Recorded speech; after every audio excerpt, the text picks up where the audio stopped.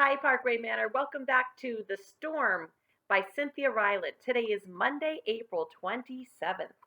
Last time we read, we learned that Siebold, the dog, was going to stay a little bit longer than he planned because there are some parts that he needs to make for his boat. So he's going to stay through the winter and possibly into the spring with Pandora, which is a-okay with her. And since Siebold's leg is getting a little bit better, he also wants to learn how to work in the lighthouse and help Pandora. We are on Chapter 7, The Rescue. The winter was long indeed. Siebold had always spent the colder months sailing in sunny climates. He had nearly forgotten what it was like to feel frosty toes.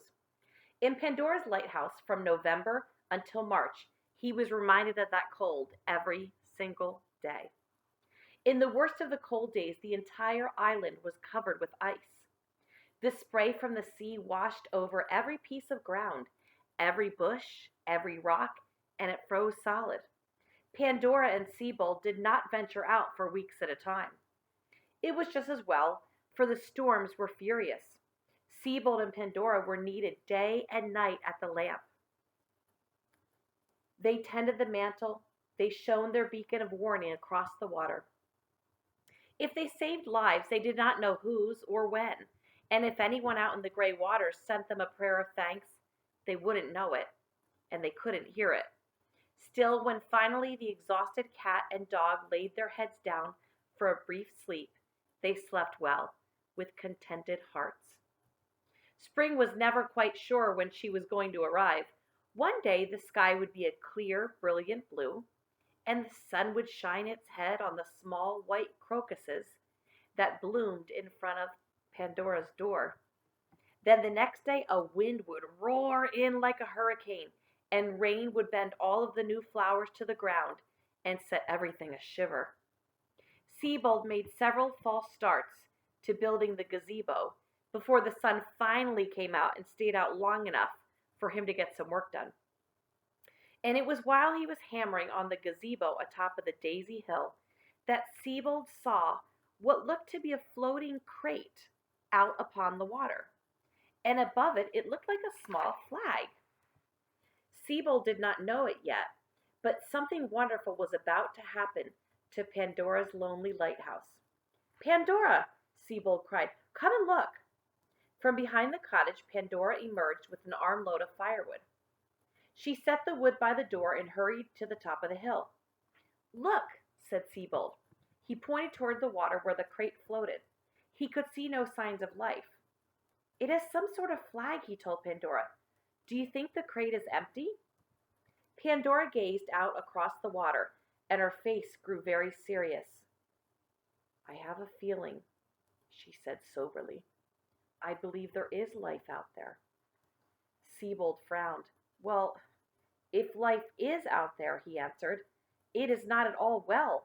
You may be certain of that, for that crate is surely drifting at the mercy of the sea." Pandora nodded. "I know," she said. Siebold took a deep breath and straightened his shoulders. "I shall just have to go and fetch it and bring it to shore," he said.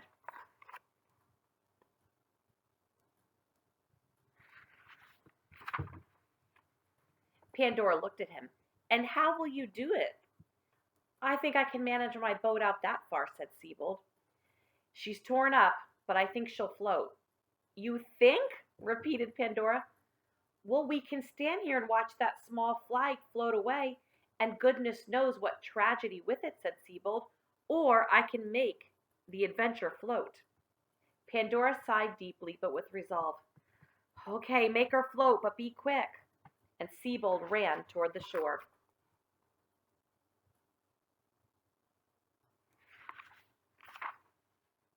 Chapter 8. Children.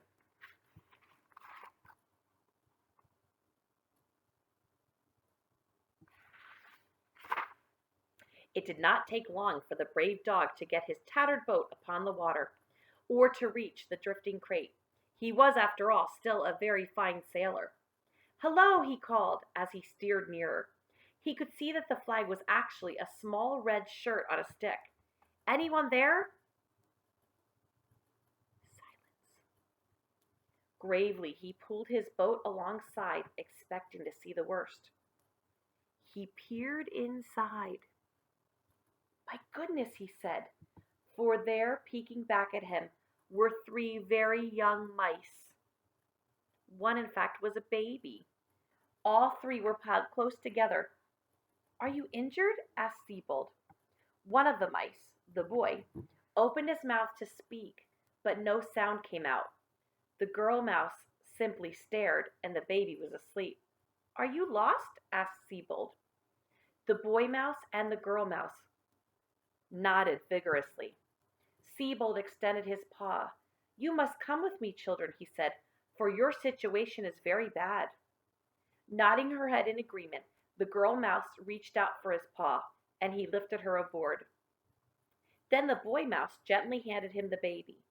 She was so small and light that Siebold barely breathed as he carefully placed her in the lap of the older mouse. Is the baby your sister? He asked the girl mouse. Yes, she nodded. Finally, the boy mouse was on board, still unable to speak. Siebold quickly turned back towards shore. Thirst has gotten the better of you, he said. We must get you fresh water and fast. When Siebold carried all three to shore in his knitted cap, Pandora was there, waiting with a blanket and blessedly a bowl of water.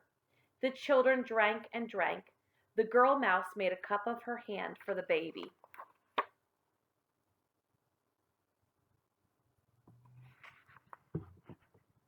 When they'd finished drinking, the boy mouse said quite clearly and solemnly, Thank you. Siebold and Pandora smiled, for both were deep down inside themselves quite delighted. Children. They took the little ones into the cottage and gave them supper. The next morning, the boy mouse and girl mouse joined Pandora and Siebold at breakfast. The evening before, they had introduced themselves as Whistler and Lila, brother and sister. The baby they introduced as Tiny.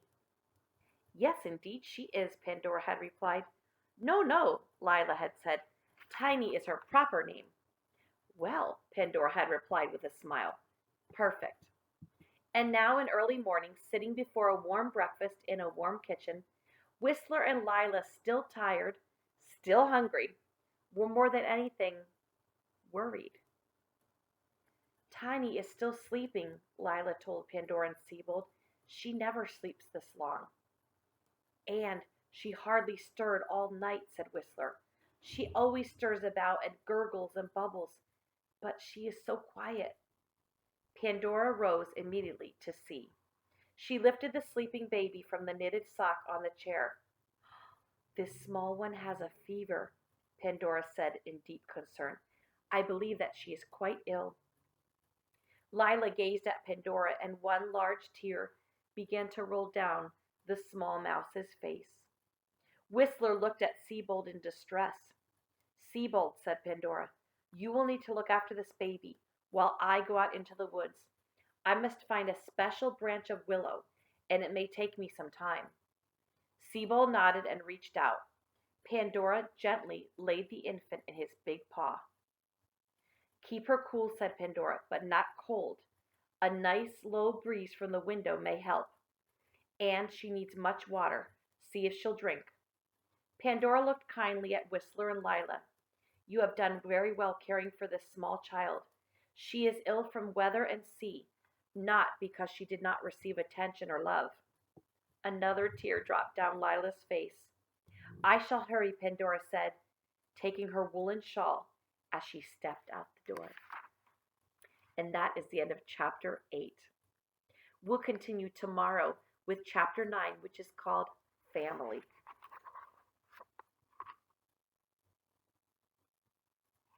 And I do have to warn you, boys and girls, look at the book. We've read almost the whole book. So I am warning you. I think chapter 9 is our last chapter. I hope everyone has a great day today, and I will see you tomorrow for more of The Storm. Bye, everybody.